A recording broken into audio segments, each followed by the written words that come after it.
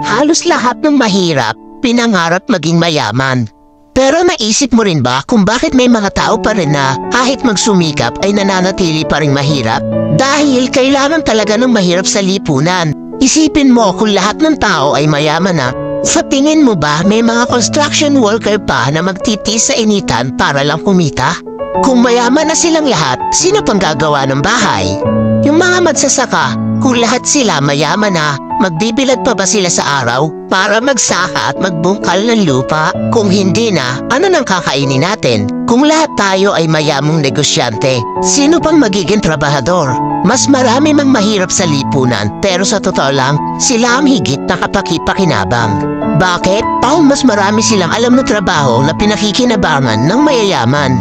Tulad ng isang kumpanya, hindi iyon magiging maunlad kung walang mga empleyado. Kahit na gaano kahirap ang trabaho sa isang kumpanya, kahit na masama pang ugali na nagpapatrabaho, di ba natitiis ng taong gipit? Lalo na kung may binubuhay na pamilya. At higit sa lahat, hindi mo makikita ang tunay na mapagbigay at matulungin sa kapwa kung walang mahirap na tinutulungan.